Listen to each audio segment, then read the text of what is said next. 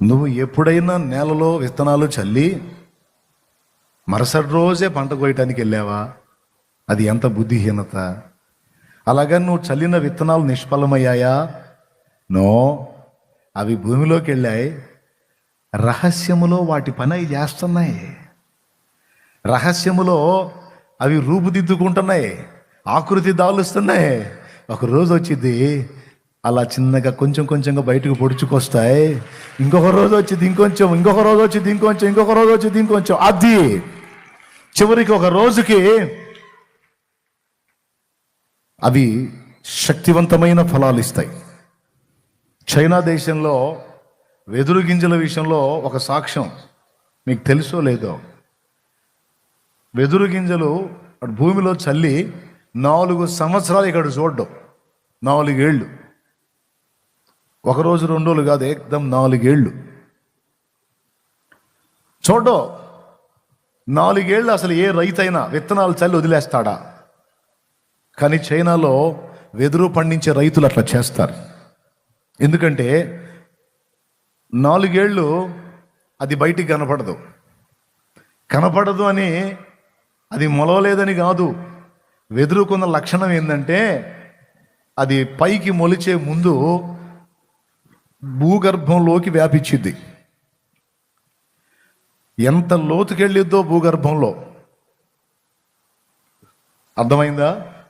ఎంతవరకు వెళ్ళాలో అంతవరకు వెళ్ళి ఆ తర్వాత ఇక పైకి దన్నుద్ది. అది ఎంతలో అంటే సుమారు 6 నెలల నుంచి సంవత్సరం లోపు 80 అడుగుల ఎత్తు వెళ్ళిపోద్ది. వద్దులే, అంత బలవంతంగా మీరేమి ఇబ్బంది పడాల్సిన అవసరం లేదు. ఎందుకంటే అది బొంగుగోల కదా, మనకెందుకు వెదురు బొంగుగోల అనుకోవద్దు. అదొక చెట్టు. సువార్త కూడా అలాంటిదే. నేను పడిన ప్రయాస ఫలించట్లేదు, ఎవరు మారట్లేదు, ఏ జీవితం కదలట్లేదు, ఏ సాక్ష్యం రావట్లేదని పొర్రపాటును కూడా అనొద్దు. అన్య జనులలో నువ్వు సువార్త విత్తనాలు చల్లావు, అవి వాళ్ళ హృదయంలో పడతాయి, రహస్యంలో కార్యం చేస్తుంటాయి. వాళ్ళు తర్జన భర్జన పడి ఏమండి నాలో కూడా అలా పడ్డాయి, నాకు తెలియదు, అవి నాలో పనిచేస్తాయని. ఒక రోజు వచ్చింది, అది మొలకెత్తడం మొదలైంది. చివరికి అది పెరిగి పెద్దదై ఇప్పుడు చూడండి ఏం జరుగుతుందో.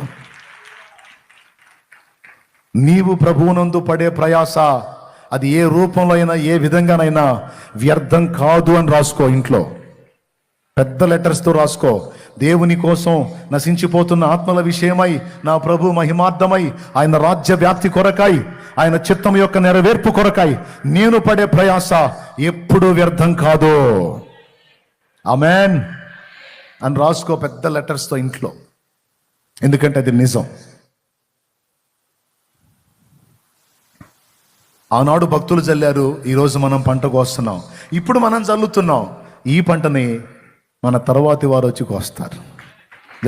జరిగింది. అమ్మ యెహోవా వాక్కు బయలు వెళ్ళెను, కార్యము చేయకయే అది తిరిగొచ్చునా?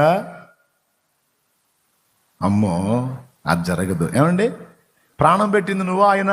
మా నాన్న అంటున్నాడు, ప్రాణం పెట్టింది నువ్వా ఆయన ఆత్మల కోసం? సిలువనెక్కింది ఆయన నువ్వా? అవునా? రిస్క్ చేసింది ఆయన నువ్వా? మరి అంత రిస్క్ చేసినోడు ఈజీగా వదిలేస్తాడా? మరి నీకెందుకు టెన్షను? చెప్పిన పని చేసుకుంటే వెళ్ళు నువ్వు, ఆయన చేసే కార్యం ఆయన చేస్తాడు.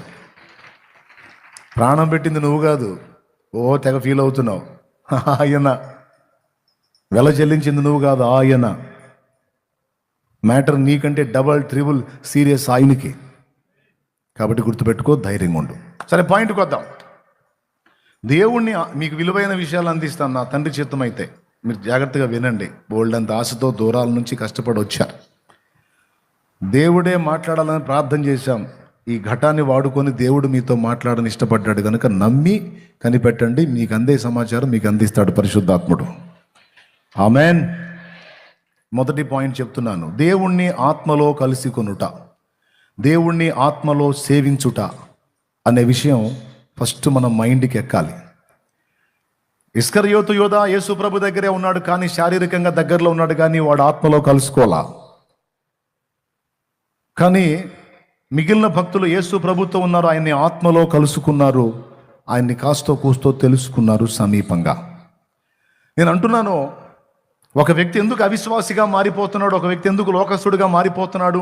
వాడు చర్చికి వచ్చాడు, ప్రకటించాడు, సువార్త చేశాడు, సేవ చేశాడు, మళ్ళీ ఎందుకు వాడు అన్యుడైపోయాడంటే వాడు శారీరకంగా ఇవన్నీ చేశాడు, కానీ నిజంగా ఒరిజినల్గా వాడు ఆత్మలో దేవుణ్ణి కలుసుకోవాలా. ఒకడు ఆత్మలో దేవుణ్ణి కలుసుకుంటే తన ఆత్మ యందున్న దేవుణ్ణి ఒకడు గుర్తుపట్టి అక్కడ దేవుణ్ణి సేవిస్తే వాడు చచ్చిపోవటానికైనా ఇష్టపడతాడు, కానీ దేవుణ్ణి మాత్రం పొర్రపాటును కూడా వదలడు. పౌలు చెప్తున్నాడు, దేవుణ్ణి ఎక్కడ సేవిస్తున్నాడో పౌలు చెప్తున్నాడు, దేవుడు తనలో ఎక్కడున్నాడో, ఎక్కడ దేవుణ్ణి సేవిస్తున్నాడో ఆ అడ్రస్ చూపిస్తున్నాడు. ఒక్కసారి రోమా పత్రిక 1వ అధ్యాయము 10వ వచనం 5వ లైన్ చదవండి. ఇందుకు ఆయన కుమారుని సువార్త విషయమై నేను నా ఆత్మయందు సేవించుచున్న దేవుడే నాకు సాక్షి.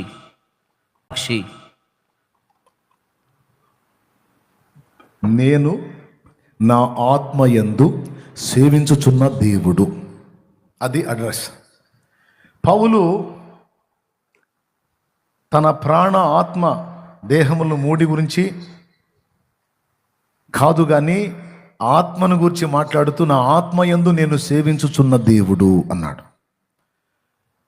ఒక వ్యక్తిని మీరు గమనించండి, శారీరకంగా ఎవరో చెబితే వినటం వేరు, దేవుణ్ణి తనంతటా తాను వ్యక్తిగతంగా ఆత్మలో కలుసుకోవటం వేరు. జక్కయ్య అనేవాడు యేసు ప్రభుని గురించి విన్నాడు, కానీ ఒక రోజు వచ్చింది, యేసు ప్రభు అక్కడికి వచ్చాడు. వచ్చినప్పుడు సమీపంగానే ఉన్నాడు, మేడి చెట్టు మీద ఉండి చూస్తున్నాడు.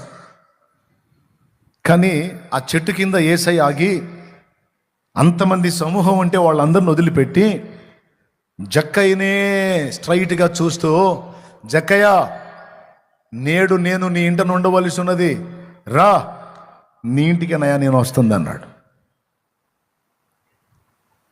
వానికి ఆశ్చర్యం. మనకు అనిపిస్తుంది శారీరకంగా యేసు ప్రభు జక్కయ్య ఒకరినొకరు పలకరించుకున్నారు అనిపిస్తుంది. ఆ పలకరింపులోనే జక్కయ్యను ఆత్మలో టచ్ చేశాడు ప్రభు. జక్కయ్యను ఎక్కడ టచ్ చేసి? ఆత్మలో టచ్ చేశాడు. ఆ స్పర్శ ఎంత పని చేసిందంటే జక్కయ్యలో విప్లవాత్మకమైన మార్పు ఇన్స్టాల్మెంట్లో కాదు, ఇన్స్టంట్గా కదిలింది. ఇన్స్టంట్. దేవునికి స్తోత్రం.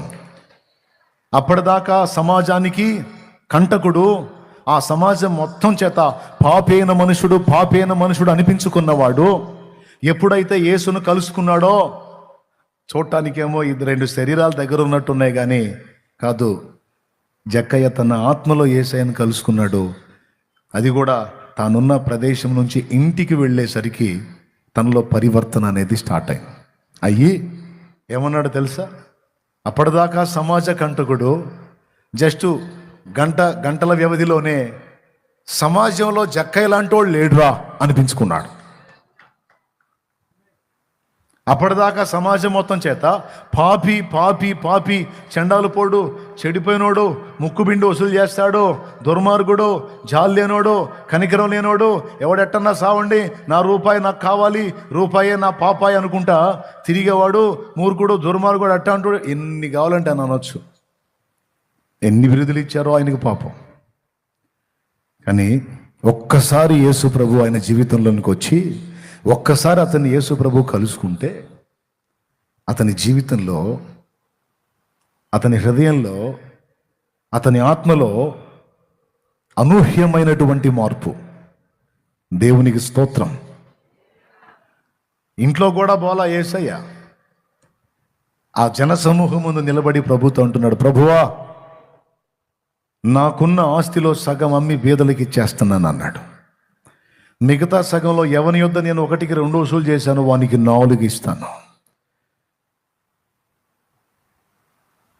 ఒక్కసారిగా తనకున్న యావదాస్తి మొత్తాన్ని కూడా ప్రజలకు అప్పగించేస్తాను అని మాట్లాడాడు.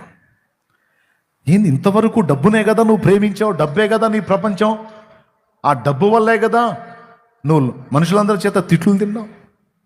ఇదేంది, అంత ప్రేమించి అదే ఒక దైవంగా భావించిన నువ్వు దాన్ని తృణప్రాయముగా ఎంచి ఇలా మాట్లాడుతున్నావు? జక్కయ్య, ఏం జరిగింది నీకు? ఏం జరిగిందంటే నేను ఆయనను నా ఆత్మలో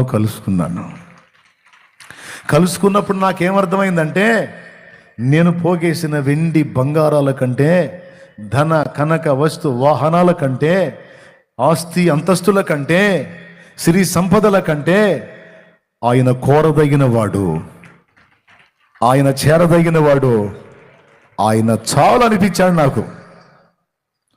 ఆయనతో పోల్చి ఇవన్నీ చూస్తే ఇవి ఎందుకు పనికి వస్తాయని నాకు అనిపిస్తుంది.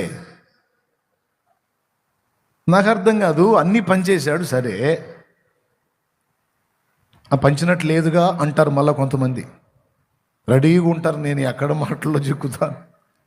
పంచినట్టు లేదుగా. యేసు ప్రభు చెబితే అది అబద్ధం అయిపోయిద్దా? ఆ మాట అన్న వెంటనే ఇతడును అబ్రహాము కుమారుడే, నేడు ఈ ఇంటికి రక్షణ వచ్చింది అన్నాడు యేసు ప్రభు. ఎందుకన్నాడు ప్రభు ఆ మాట? అంటే జక్కయ్య పలికింది నిశ్చయం, అతడు చేసేది ఖాయం, అది ముందే ఎరుగున్నాడు ఆయన. అందుకే అంత రూఢిగా పలికాడు. తర్వాత ఏదన్నా కాస్త సొమ్ము సంచి యేసు ప్రభు ఇచ్చినట్టేం లేదు. జస్ట్ కలుసుకున్నాడు, మాట్లాడాడు, వెళ్ళిపోయాడు. ఈయన ఇదంతా పంపిణీ చేసి అప్పటిదాకా ధనవంతుడైన జక్కయ్య బికారైపోయాడు సమాజం దృష్టికి. కానీ దేవునిలో ఎవరూ పొందనంత ఐశ్వర్యవంతుడయ్యాడు. ఉన్నదంతా ప్రజల కోసం ఖర్చు పెట్టినోడు లోకం దృష్టిలో బికారి, లోకం దృష్టిలో బీదవాడు. కానీ క్రీస్తును బట్టి, క్రీస్తును కలుసుకున్నందున అతడు చేసిన ఆ చర్యకు, అతనిలో కలిగిన ఆ మార్పుకు అతడు యేసు ప్రభు హృదయాన్నే గెలిచాడు, ప్రభువునే సొంతం చేసుకున్నాడు. యేసయ్యకి మించిన ఆస్తి ఏముందండి? యేసయ్యకి మించిన అంతస్తు ఏముంది? సర్వకృపానిధివే, సంపదల ఘనివి, సర్వకృపానిధివే, సంపదల గనివి, సకలము చేయగలని వైపేనా కన్నులేతి చూచెదా. సకలము సకలము సకలము సకలము చేయగలని వైపేనా కన్నులేతి చూచెదా. కలవరపడినే కొండల వైపు నా కన్నులేతుదునా.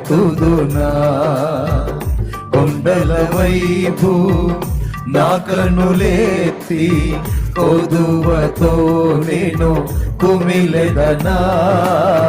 కొదువతో నేను కుమిలెదనా.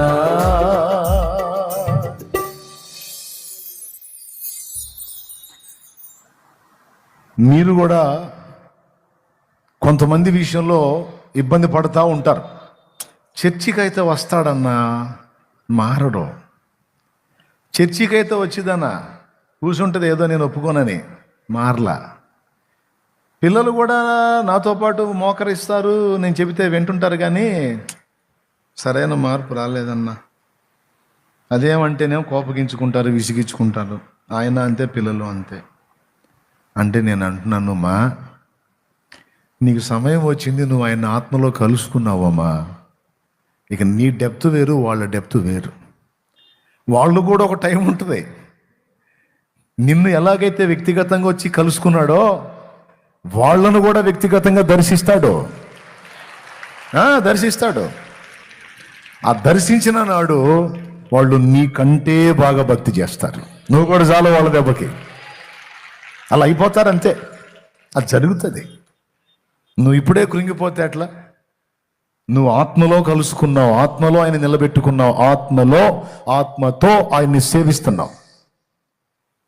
యోహాను 4:24 ప్రకారం నువ్వు ఆయన్ని ఆత్మలో నిలుపుకున్నావు, ఆత్మలో కలుసుకున్నావు, ఆత్మలో సేవిస్తున్నావు, ఆత్మతో. నువ్వున్న మెట్లో వాళ్ళు ఉండాలంటే ఎట్లుంటారు? ఒక సమయం వస్తుంది, వాళ్ళను కూడా వ్యక్తిగతంగా కలుసుకుంటాడు. అగచాట్లలో కలుసుకుంటాడో, ఆనందంలో కలుసుకుంటాడో, మామూలుగా మాట వినకపోతే సరైన ఒక తన్ని కలుసుకుంటాడో, మొత్తానికి నువ్వు అడగాల్సింది ఒక్కటే, ఒక్కసారి వాడిని కలుసుకోను ఆయన.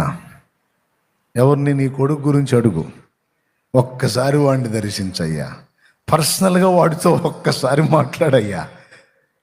ఒక్కసారిగా నువ్వు వాడు కలుసుకున్నాడా దేవుడితో, ఇకంతే అయస్కాంతపు శక్తి లాగినట్టు లాగుతూ ఉంటాడు. ఇక వాడు అటే లాగుతుంటాడు. ఎందుకంటే ఆ ఆకర్షణ శక్తి ఆయనకు ఉంది. ఆయన కూడా ట్రై చేస్తాడు అందిపుచ్చుకోవాలని, కానీ ఒక్కొక్కడు జారిపోతుంటాడు, బుడదమాట జారిపోయినట్టు. అయినా సరే ఏసై చేతుల్లో బలమైన పట్టుకుంటాడు, జారిపోయే శాల్తీలు కూడా పట్టుకుంటాడు. బాడీ చెక్కకపోతే జుట్టు పట్టుకొని ఆయన లాక్కొచ్చుకుంటాడు. దేవునికి స్తోత్రం కలుగునుగా. ఎంతమందికి విశ్వాసం ఉంది? నీ పని ఏంది? అప్పజెప్పటమే ఆయనకి. నా పిల్లల విషయంలో నేను అదే ప్రార్థన చేశాను, ఇప్పటికీ అదే చేస్తాను. నాకు దగ్గరగా ఎవరన్నా వస్తే నేను ఎక్కువగా అడిగే మాటల్లో ఇదొకటి. దేవునితో నీకున్న వ్యక్తిగత అనుబంధం ఏంటి? దేవుడితో నీకున్న సంబంధం ఏంటి? దేవుడు నీతో మాట్లాడతాడా? ఆయన నువ్వు మాట్లాడుకునే రోజులు ఉన్నాయా? రోజులో ఒక్కసారైనా ఆయనతో నువ్వు, నీతో ఆయన సంభాషించుకుంటారా అని అడుగుతా. ఆ మెట్టులో ఉన్నోడికి ఈ ప్రశ్న అర్థమైద్ది. ఆ మెట్టు ఎక్కనోడికి అంటే ప్రార్థన చేసుకుంటానన్నా అంటాడు. ఓహో సరేలే అంట. దేవునితో ఒకనికి వ్యక్తిగత అనుబంధం ఏర్పడితే లోకమంతా ఏకమై ఒక పక్క నిలిచారా నీ అంతా తేలుస్తామన్నా సరే అక్కడ కూడా కదిలించలేరు. ఎందుకో తెలుసా?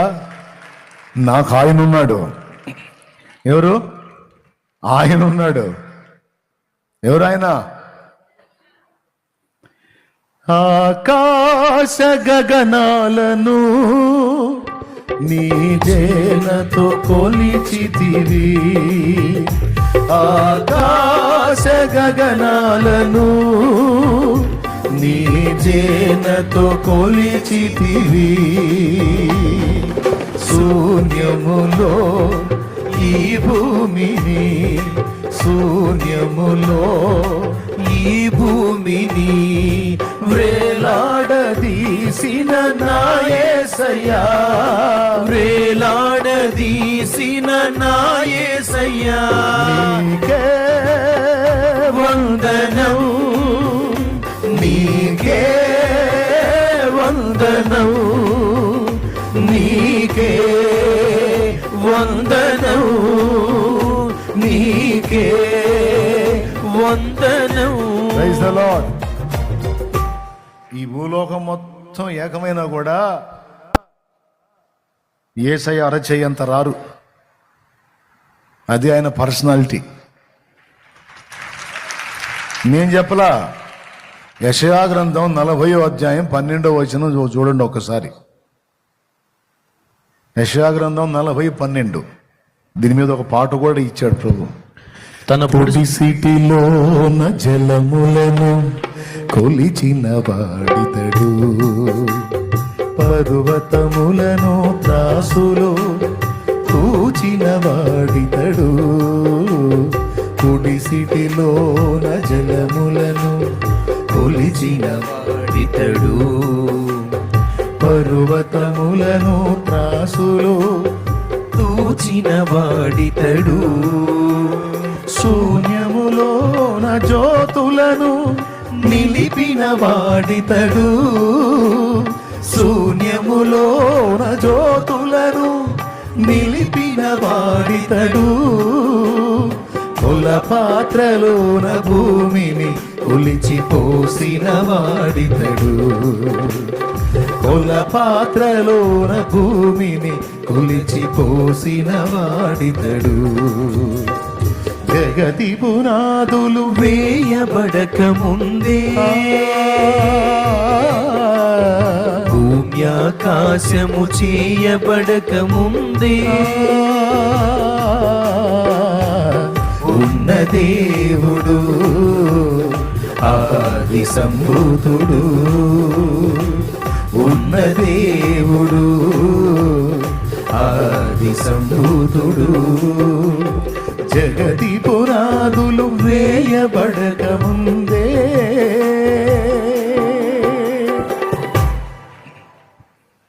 అన్యులు వినాలి కదా, అందుకని శ్రావ్యమైన రాగంలో తయారు చేశారు దేవుని పేరంలో ఈ పాట. తెలుసా మీకు? నిన్నగాక మొన్న వచ్చినాడు కదరా పిచ్చోడా, ఈ జగత్తును నిర్మించిన నిర్మాణకుడే ఆయన. 2000 ఏళ్ల క్రితం, 3000 ఏళ్ల క్రితం, 1000 ఏళ్ళ ఈ కాదు. అసలు ఉనికిలో ఉన్న సృష్టి మొత్తానికి ఈ ఉనికి, మన ఉనికిలో ఉన్నామంటే మన ఉనికికే ఆధారమైన వాడు ఆయన. ఆయన ఉనికికి ఆది లేదు, అంతము లేదు. అది దేవుడు. ఓకే, మరి సమస్త విశ్వాన్ని తన యందు కలిగి ఉన్నవాడు ఒక్కడు మన పక్కన ఉంటే, ఈ విశ్వంలో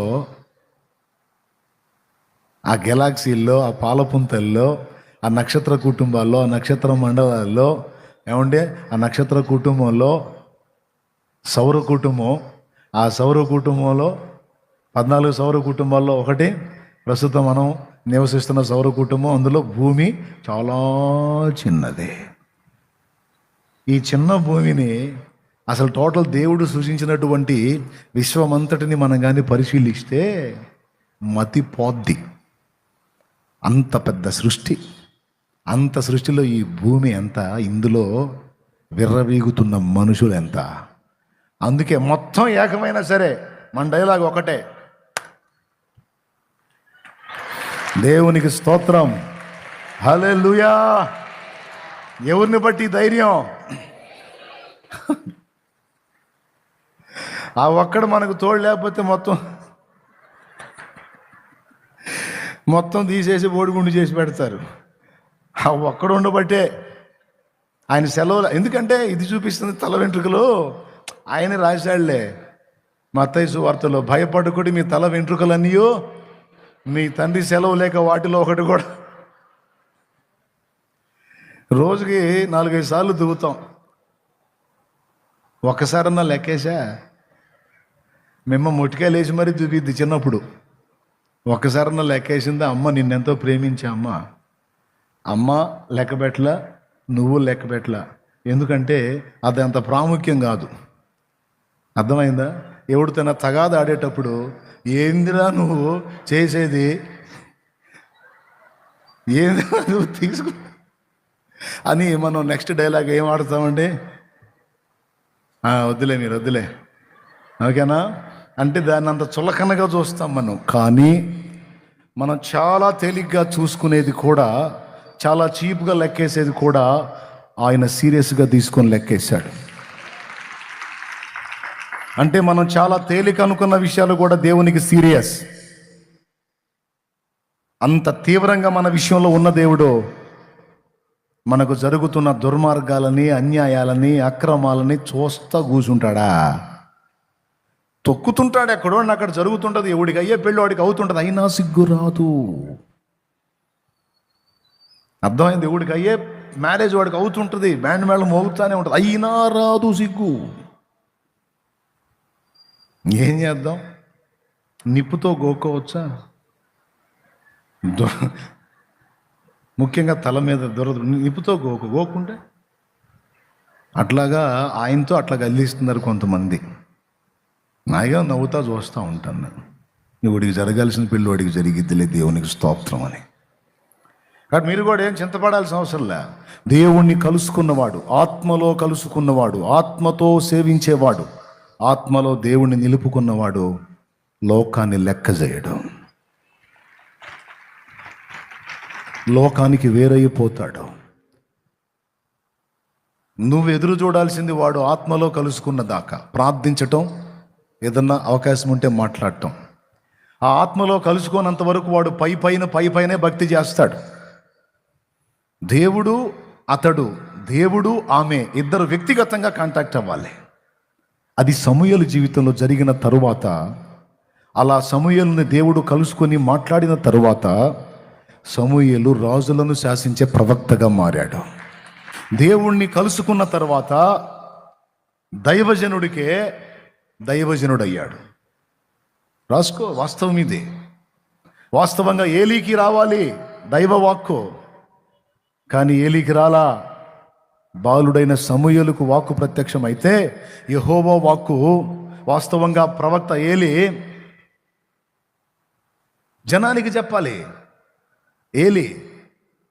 కానీ ఇప్పుడు ఆయన అడిగితే సమూయేలు చెబుతున్నాడు ఏలీకి జరగబోయే విషయాలు. అంటే దేవుణ్ణి కలుసుకున్న తర్వాత ఎలా అయిపోయాడంటే యాజకునికే యాజకుడయ్యాడు, ప్రవక్తకే ప్రవక్త అయ్యాడు. ఇశ్రాయేలు సర్వ సమాజానికి 2 రాజులను నియమించినటువంటి ప్రవక్త మరియు న్యాయాధిపతి. ఒక రకంగా చెప్పాలంటే ఒక దశలో సమూయేలు రాజుగానే వ్యవహరించాడు. తెలుసా మీకు? న్యాయాధిపతి, జడ్జిమెంట్ ఇచ్చేవాడు. ఇది ఎప్పుడు జరిగిద్ది? ఒకడు దేవునితో కలుసుకున్నప్పుడు జరిగింది. అలా దేవునితో కలుసుకున్న బాలుడైన ఇర్మియా ఎవరు పడద్రోయ జాలని ఇత్తడి ప్రాకారముగా మార్చబడ్డాడు. అలా దేవుణ్ణి కలుసుకున్న యెషయా క్రీస్తును కూర్చున్నటువంటి సత్యం, 1000 ఏళ్ల నీతి పాలనతో సహా, క్రొత్త భూమి, క్రొత్త ఆకాశం, అందరి సృష్టితో సహా మొత్తం మినీ బైబిల్ అని చెప్పబడిన యెషయా గ్రంథం 66 అధ్యాయాలు రచించగలిగాడు. అలా దేవుణ్ణి కలుసుకున్న ఒక బలహీనుడైన మోషే, 80 సంవత్సరాలు ప్రాయం ఒక బలహీనుడైన మోషే అప్పట్లో అగ్రరాజ్యంగా తొలతూగుతున్న ఐగుప్తును శాసించి ఐగుప్తు రాజైన ఫరో గుండెలను గడగడ వణికించి తన ప్రజల్ని 6 లక్షల కాల్బలాన్ని, ఇతర ప్రజల్ని మొత్తాన్ని విమోచించగలిగిన విమోచకుడు అయ్యాడు. మనం చేయాల్సింది, మనం సిద్ధపడాల్సింది అలా. మనం మిస్ అయింది కూడా అదే. దేవుణ్ణి కాస్తో కూస్తో సేవిస్తున్నాం, దేవునితో కాస్తో కూస్తో నడుస్తున్నాం. కాదు కాదు కాదు, ఎంత లోతులోకి వెళతావో దేవునితో అంత అద్భుతమైన ఫలము నీ నుంచి వ్యక్తమైంది. ఇదే గుర్తు. నువ్వు దేవునితో ఎంత లోతైన అనుబంధాన్ని పెనవేసుకుంటావో అంత వ్యక్తత, అంత ఫలము నీ నుండి ఉత్పత్తి అయింది. కాబట్టి ఒక్కసారి నేను చెప్పిన విషయాలు కొంచెం ఆలోచించి, ఇప్పుడున్న అంతస్తు కాదు, ఇంకొంచెం లోతుగా ఆయన్ని కొంచెం పరిశీలించండి, ఆయన్ని తెలుసుకోండి, ఆయన్ని లోతుగా కలుసుకోవటానికి ప్రయత్నం చేయండి. నువ్వు ఆయన, ఆయన నువ్వు కలిసి నడిచే అనుభవం, మాట్లాడుకునే అనుభవం, సహవాసం చేసిన అనుభవంలోకి నజరేయుడగు యేసు నామములో మనమందరము వచ్చుదుముగాక. అందరు చెప్పండి, 2 చేతులు ఎత్తి ఆమేన్.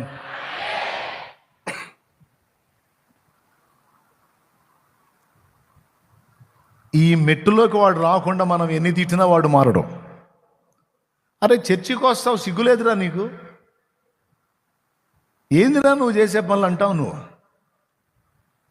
వాడు కలుసుకోనంత వరకు వంకర టెంకర్లు కనపడితే, కలుసుకున్నాడా వాడు నిన్ను కామెంట్ చేయటం మొదలు పెడతాడు. అది జరగాల, ప్రార్థనలో పెట్టుకోండి. ఇది ఎవని ఫలం అంటే ఆత్మలో దేవుణ్ణి నిలుపుకున్న వాని ఫలం, కలుసుకునే వాని ఫలం, ఆత్మతో ఆరాధించే వాని ఫలం. ఇదంతా ఆత్మలో జరగాల్సిన విషయం. నంబర్ 1, ఆత్మలో దేవునితో కలిసి కొనుట ఒకటే. ఇక రెండవది, ఇది చాలా కీలకమైంది. కొంతమంది కొంతమేర దేవునితో కలుసుకొని నడుస్తూ, కొంత ఫలిస్తూ కూడా బలహీనులుగానే ఉంటారు. బాగా వినండి, బలహీనులుగానే ఉంటారు. ఉదాహరణకి బాగా వినండి, మారు మనసు పొంది, బాప్తిస్మం పొంది, ప్రభువుని సేవించడం మొదలుపెట్టిన తర్వాత మీకు ఇంట్రెస్ట్ ఉందా? ప్రార్థన చేయమంటారా? చెప్పండి ఒక మాట, నేను ప్రార్థన చేసేస్తా. ఇంట్రెస్ట్ ఉందా? ఇబ్బంది లేదుగా? ఎందుకంటే మళ్ళీ ఎందుకు టైం వేస్ట్? నీకు ఆసక్తి ఉంటే మాట్లాడతా. సేవకులు లైన్లో ఉన్నారా? రైట్. ఇటు పక్కోళ్ళు కొంతమంది కనపడదు. రైట్, సంతోషం. వినండి, అనవసరపు మ్యాటర్ అయితే నేను మాట్లాడట్లా. టైం వేస్ట్ మాటలు ఏం మాట్లాడట్లా, అవసరమైన విషయాలు మీకు అందిస్తున్నా. రెండవది చెప్తా, ఇది మీకు బాగా ఉపయోగపడింది, వినండి. మీలో చాలామందికి ఒక ధర్మ సందేహం ఉంది. నేను మారు మనసు పొందాను, బాప్తిస్మం పొందాను, ఇక దేవుని బిడ్డగా నడుచుకోవాలని ఆశపడుతున్నాను, కానీ ఎంత ప్రయాసపడుతున్నా నా వల్ల కావట్లా. ప్రార్థన చేయమన్నారు, చేస్తున్నా, నా వల్ల కావట్లా. నువ్వే నిలబడాలి, నువ్వే పవిత్రంగా ఉండాలి, పరిశుద్ధంగా ఉండాలనే ప్రసంగాలు వస్తున్నాయి. విన్నప్పుడు ఆవేశం కలుగుతుంది. నువ్వు సరిగా ఉండట్లా, నువ్వు వేషధారివి, నువ్వు నామకార్థుడివి, నువ్వు పేరుకే కానీ నువ్వు నిజంగా భక్తుడివి కాదు, భక్తురాలివి కాదని విమర్శలు వస్తున్నాయి, ప్రసంగాలు వస్తున్నాయి. విన్నప్పుడు మనసు గుచ్చుకుంటుంది. కానీ దేవుని వాక్యాన్ని అనుసరించి బ్రతుకుదామంటే నా వల్ల కావట్లేదు. 10 విషయాల్లో జాగ్రత్తగా ఉన్న 11వ విషయంలో తేడా పడుతున్నాను. ఎందుకు ఇలా అవుతుందని ధర్మ సందేహం కొంతమందికి ఉంటుంది. సేవకులకు కూడా ఉంది ఈ సందేహం. సేవ కూడా చేస్తున్నాను నేనైతే ఏకంగా, కానీ కొన్ని లోపాలు ఇంకా నన్ను గెలుస్తూనే ఉన్నాయి. నేను ఆశించినంత ఫలభరితంగా లేను, ఫలహీనంగా ఫలశూన్యంగా ఉన్నాను అని మనం బైబిల్ చదువుకుంటే మన సహజంగా కనపడేది ఏంటంటే అపోస్తల కార్యం 1:8, పరిశుద్ధాత్మ మీ మీదికి వచ్చినప్పుడు మీరు శక్తి నొందెదరు. అంటే ఆత్మాభిషేకం మీదికి రావాలి, మనం ఆత్మపూర్ణులం కావాలి. గతంలో నేర్చుకున్నాం మనం. ఏం కావాలి? మనం పరిశుద్ధాత్మతో నింపబడి ఆత్మపూర్ణులం కావాలి. పరిశుద్ధాత్మతో కానీ మనం నింపబడితే, శక్తివంతులం అయితే, ఇక మనం పాపం మీద జయం పొందుతాం, ఇక మనకు తిరుగు ఉండదు అని అనుకున్నాం. మళ్ళీ బైబిల్లోకి వెళ్ళి చూస్తే, బైబిల్లో పడిపోయిన వాళ్ళలో కొంతమంది ఆత్మాభిషిక్తులు ఉన్నారు. వాళ్ళలో ప్రధానుడు దావీదు అని చెప్పొచ్చు. సౌలు అభిషిక్తుడే, సంసోను అభిషిక్తుడే, జ్ఞాని అయిన సొలొమోను అభిషిక్తుడే, దావీదు అభిషిక్తుడే. వీళ్ళెవరు తక్కువ వాళ్ళు కాదు, వీళ్ళందరూ అభిషిక్తులే. సొలొమోను జ్ఞానము, సంసోను శారీరక బలం, సౌలు శారీరక బలం. రాజుల్ని కొట్టాడు సౌలు కూడా. దావీదైతే ఇక సింహాన్ని, ఎలుగుబంటిని కూడా చీల్చవతలేసిన బలవంతుడు. వీళ్ళందరూ బలవంతులే, అభిషిక్తులే. కాదంటారా? సౌలు ఆత్మాభిషిక్తుడు కాదా? ఎంతమందికి తెలుసు? ఆ సౌలు ఎవరో ఏం గొడవ మనకేం తెలుసు అనుకుంటారా? పోనీ దావీదన తెలుసా? దావీదు ఆత్మాభిషిక్తుడేగా. మరి ఆత్మబలం కలిగిన వాడు ఎందుకు ఆకర్షణకు వీక్ అయ్యాడు? ఆయనకేమన్నా భార్యలు లేరా? అప్పట్లో బహుభార్యాత్వం ఉంది. అప్పటికి ఒక 2 మంది ఉన్నట్టున్నారు. దేవునికి స్తోత్రం. భాగస్వామి లేకనా, భార్య లేకనా ఆ స్త్రీని మోహించాడు. ఎందుకు ఆ టెంప్టేషన్లో ఆయన కంట్రోల్ కాలేకపోయాడు? అభిషిక్తుడా కాదా అంటే అభిషిక్తుడు. దేవుని చిత్తానుసారమైన మనసు గలవాడా కాదంటే చిత్తానుసారమైన మనసు గలవాడు. యెహోవా యుద్ధములు చేశాడా లేదంటే చేశాడు. రిపోర్ట్ అంతా బాగుంది. మరి ఎందుకు వీక్ అయ్యాడు అంటే వినండి, దేవుని పని నెరవేర్చడానికి దేవుడు మనకిచ్చే ఆత్మ బలం వేరు. మళ్ళీ చెప్తున్నాను క్లియర్గా, ఇంట్రెస్ట్ ఉంటే గుర్తు రాసుకో. దేవుని పని కొరకు, దైవ చిత్తము నెరవేర్చడం కోసం దేవుడు మనకి వరముగా ఇచ్చే శక్తి వేరు. అది కూడా పరిశుద్ధాత్మ అభిషేకమే, అది కూడా శక్తే. ఆ శక్తి వేరు. ఆ శక్తితో సంసోను 1000 మందిని గాడిద దవడ ఎముకతో కూలగొట్టాడు. 1000 మందితో ఒక ఆట ఆడుకున్న సంసోను దెలీలా ముందు ఆయన ఆడాడు. దెలీలా ఆయన ఆడుకుంది. దెలీలా ముందు ఆయన ఓడాడు. 1000 మందితో ఆడాడు, దెలీలా దగ్గర ఓడాడు. ఒక ఆడ మనిషి ఎలా? ఈరోజు దైవజనులు ఎక్కడన్నా తొట్టుపడితే, విశ్వాసులు ఎక్కడన్నా తొట్టుపడితే మనం పాయింట్అవుట్ చేస్తాం. నేను చెప్తున్నాను, ఒకడు దారి తప్పటానికి, పతనం అవటానికి, ఎఫెక్ట్ అవటానికి, వాడు చెడిపోవటానికి ఒక కారణం ఉంది. అదేందో వాడికి తెలియలే, అందుకు చిక్కిపోతున్నాడు శత్రువుకి. వాడు ఎందుకు దెబ్బతింటున్నాడు కొంచెం వాడికి అర్థమయ్యేటట్టు చెబుదాం, వాడి కోసం ప్రార్థన చేద్దాం. పాయింట్అవుట్ చేయటం గొప్పతనం కాదండి. వాడిని దిద్దుబాటులోకి తీసుకొచ్చి, దారి తప్పినోడిని మళ్ళా దారిలోకి తీసుకొచ్చి, వాడిని మళ్ళా యుద్ధ భూమిలోనికి తీసుకురావటం గొప్పతనం. పాయింట్అవుట్ చేయటం ఏముంది? నన్ను చేయమంటే నేను చేయను ఒక్కొక్కడిని. కానీ ఒక్కొక్కడిని పాయింట్అవుట్ చేసేటప్పుడు దేవుడు నన్ను అడుగుతాడు, ఒరే పరిపూర్ణుడా, నీ సంబడం ఏందిరా? నన్ను కూడా దేవుడు పాయింట్అవుట్ చేస్తాడు కదా. నన్ను నేను బ్యాలెన్స్ చేసుకుంటా. అసలు ఎదుటివాడు ఎందుకు బలహీనపడుతున్నాడు, ఎక్కడ వీక్ అవుతున్నాడో వానికి కూడా కొంచెం అర్థమయ్యేటట్టు చేస్తే, 100 మందిలో మనం మాట్లాడితే కనీసం 10 మంది అయినా ఆ విషయాన్ని తీసుకుంటే బాగుపడతారు, తిరిగి బ్రతుకుతారు, పుంజుకుంటారు, లైన్లోకి వస్తారన్న ఆశతో చెప్తున్నాను. విశ్వాసులకి, సేవకులకి అందరికీ ఉపయోగపడుద్ది. వినండి, నేను చెప్పిన అభిషిక్తులు దేవుని ఆత్మను కలిగిన వారే, ఆత్మ బలం కలిగిన వారే, ఆత్మశక్తి కలిగిన వారే, కానీ తమ ఆత్మ యందు బలహీనులు. అది విషయం. ఎవరి ఆత్మ యందు? ఇందాకేమన్నాను, ఎక్కడ కలుసుకోవాలన్నాను దేవుణ్ణి? Right, number 1. నంబర్ 2, తమ ఆత్మ యందు బలహీనులు. అది పాయింట్. ఎంత గొప్ప భక్తుడు పాపం, సేవకు వచ్చేటప్పుడు ఎవడైనా మంచి దర్శనంతో, మంచి గురితో, మంచి భారంతోనే వస్తాడు. ప్రభువులోకి వచ్చేటప్పుడు, మారు మనసు పొందేటప్పుడు, బాప్తిస్మం పొందేటప్పుడు ఎవరైనా ఇక ఆ చెడిపోయిన జీవితంలోకి వెళ్ళొద్దు, యేసు ప్రభు కోసం బ్రతకాలి, నిప్పులాగా ఉండాలి, నీతిగా ఉండాలి, తప్పు చేయకుండా ఉండాలి, పాపంలో పడకుండా ఉండాలి, మళ్ళీ మందు జోలికి పోకూడదు, వ్యభిచారం జోలికి పోకూడదు, దొంగతనం జోలికి పోకూడదు, తప్పుడు జీవితంలోకి పోకూడదు, అన్నీ ఆలోచించుకొని, నిర్ణయించుకొని, ఇది బ్రతుకు కాదు, ఇది పద్ధతి కాదని తెలుసుకొనే ఒక రక్షణలోకి వస్తాడు. వచ్చినాడు మళ్ళీ ఎందుకు బలహీనపడుతున్నాడు? తెలుసుకొని సేవకు వచ్చినాడు మళ్ళీ ఎందుకు లోకానుసారి అవుతున్నాడు? అసలు ఎందుకు ఇది జరుగుతుంది అనే విషయాన్ని మనం పరిశీలించకుండా మనమేమనుకుంటామంటే, వీడికి తలపొగురు, వీడికి గర్వం, వీడికి లెక్కలేనితనం, వీడికి శరీర వ్యామోహం, వీడు లోకానుసారి, వీడు వేషధారి అనొచ్చు. కానీ దేవుడు దాన్ని ఒప్పుకోడు.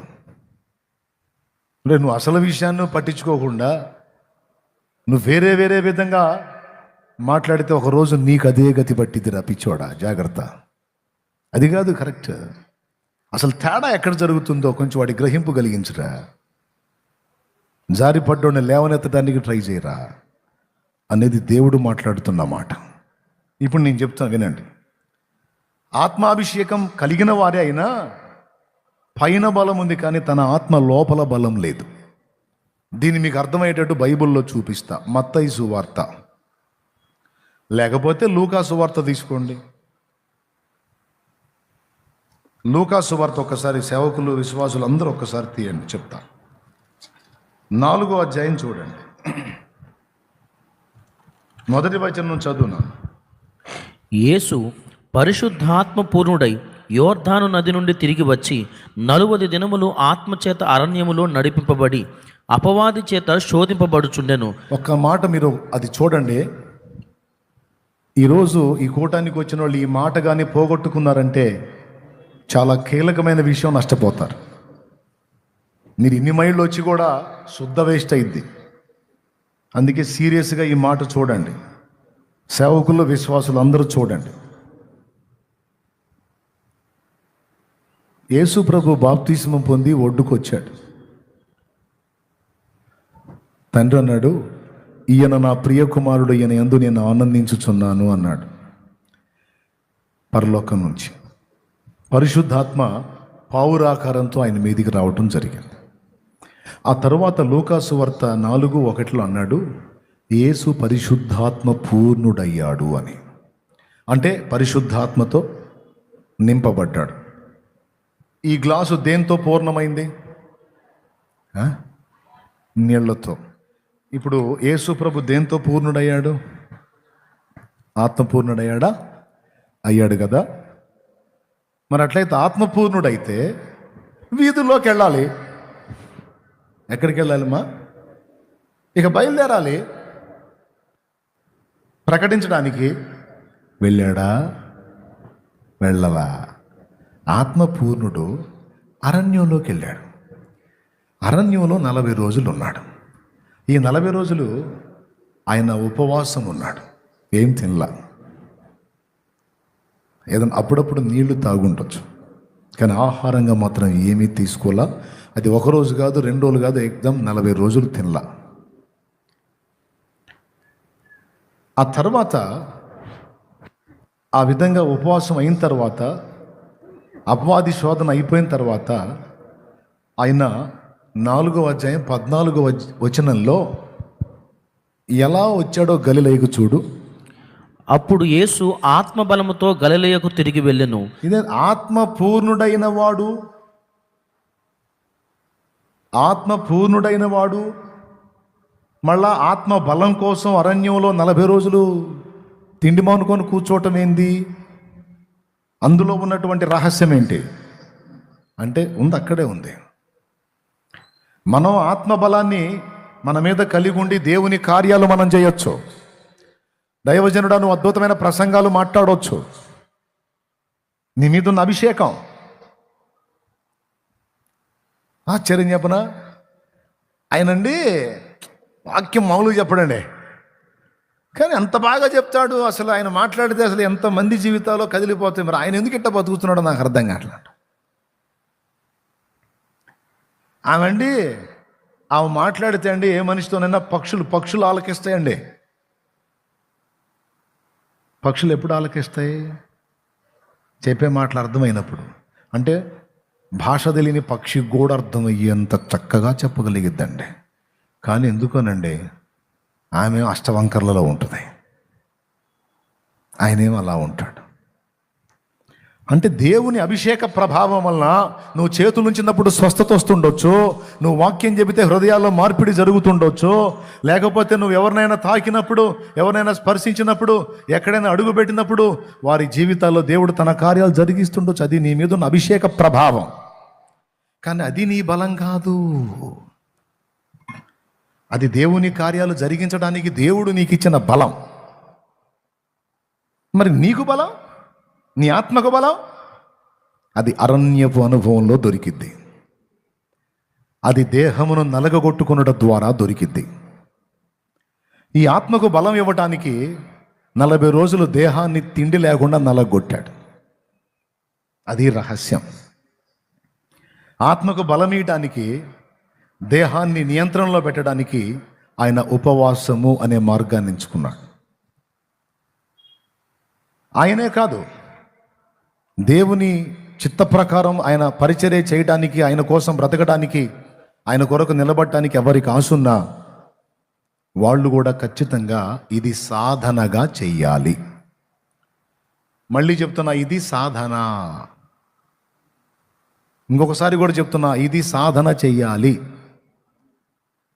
అంతేగాని నువ్వు కాసేపు మోకాళ్ళుని ప్రభా నింపేయ్ యేసు నామములో హల్లెలూయా హల్లెలూయా హల్లెలూయా నువ్వు గావు కేకలేసినా, మొత్తుకున్నా, కాసేపు కదిలిపోయినా కొన్ని గంటల్లోనే నీ సంబడం నీకు అర్థమైపోయింది. ఇప్పుడే కదా ఆడ భాషలు మాట్లాడి గందరగోళం చేసుకున్నాను, ఇదేందయ్యా ఇంత కోపాన్ని ఆపుకోలేక బరస్ట్ అయిపోయాను, ఏం జరుగుతుంది? కృపావరం భాషలో వచ్చింది, పరిశుద్ధాత్మ శక్తి నిజమే, కానీ ఆ శక్తి ఉంది, కానీ ఆత్మబలము లేదు. నేను అంటున్నాను ఏంటంటే, ఆత్మ అభిషేకము ద్వారా వచ్చే బలము దైవ కార్యానికి, ఆత్మ యందు బలము మనం నిలవటానికి. దానికి రిఫరెన్స్ చూపిస్తా.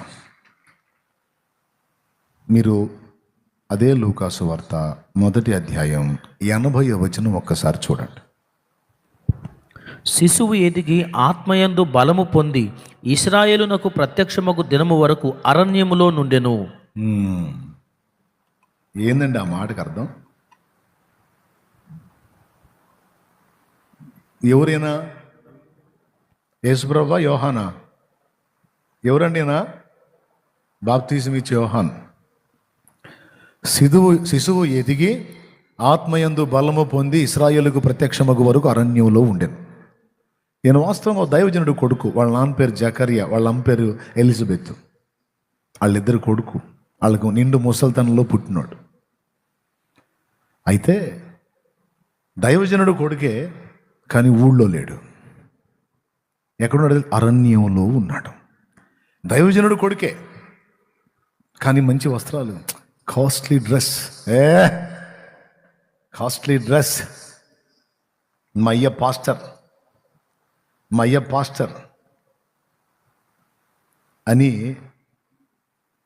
కాస్ట్లీ బట్టలు, కాస్ట్లీ వేషం, కాస్ట్లీ వ్యవహారం, costly car, costly maintenance, costly shoes, ఏమీ లేవు. అసలు దైవజనుడు కొడుకైనా ఒక ఆటవికుడులాగా ఉన్నాడు అడవిలో. అంటే దైవజనుల పిల్లలు హుందాగుంటాం తప్పని నేను అనట్లా. అందరూ అట్లాగే అడవికి పోయి యోహాన్లాగా ఉండాలని నేను అనట్లేదు. అది ఆయన అనుభవం. మరి రక్షకుడికి బాప్తీసం ఇవ్వాలి కదా, ఆయనకి ఏర్పాటు. అయితే మనం మరీ యోహాన్లా కాకపోయినా కొంతలో కొంతైనా అలాంటి భక్తి, ఆత్మీయత, వైరాగ్యం అనేవి మన హృదయాల్లో కలిగి ఉండకపోతే తేడా పడతాం. దైవజనుడు కొడుకే, కానీ కాస్ట్లీ బట్టలే, ఒంటె తోలు కట్టుకున్నాడు. తిండి కూడా లేదు. ఊళ్ళో ఉంటే మంచి ఫుడ్. దైవజనుడు కొడుకు ఏం తగ్గిస్తారండి? ఎవరింటికి పోయినా అయ్యా జకరియా గారి కుమారుడు రండి రండి అని ఆసనం వేసి మరి కూర్చోబెట్టి సమృద్ధిగా మేపుతారు. ఆకలి ఎప్పుడో ఆకలి అనిపిస్తే అడవి తేనె. అడవిలో ఒక జాతి మిడతలు ఉన్నాయి. ఆ మిడతల్ని తినేవాడు. ఆ మిడతల్ని తిని అడవి తేనె. ఒక రకంగా చెప్పాలంటే ఆ తోలు దట్టి కట్టుకొని టార్జాన్ అంటారు కదా, అలా బతికాడు అడవిలో. ఎవరు? పెద్దగా చెప్పండి. ఎందుకు? బట్టలు పట్టించుకోవాలా, చెప్పులు పట్టించుకోవాలా, ఏమండి ఖరీదైనవేవి చూడాలా, కడుపుకు ఆహారం పట్టించుకోవాలా. మిడతలు ఏం కడుపు నిండుతాయండి? తేనె ఏం కడుపు నిండిద్ది? కమ్మని తిండి తినలా. యేసయ్యను చూస్తే ఆయన ఎండగట్టుకున్నాడు. యోహానును చూస్తే ఈయన కూడా శరీరాన్ని నలగొట్టాడు. అంటే శరీరం కోరే కోరికలో మంచి డ్రెస్, కలర్ఫుల్ డ్రెస్, మంచి food, costly car, costly building, costly బంగ్లా, అంతా కాస్ట్లీ బాత్రూమ్ కూడా కాస్ట్లీ. పోయి చేసేది ఏందో అక్కడ నాకు అర్థం కాదు. దేవునికి స్తోత్రం. అంత కాస్ట్లీ.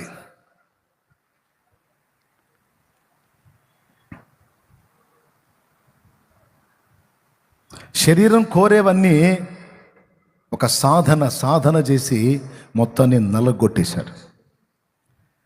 ఎప్పుడైతే శరీరం నలిగిందో, దాని ఇచ్చలన్నీ నలిగిపోయాయో, అప్పుడు వారి ఆత్మ బలం పొందింది.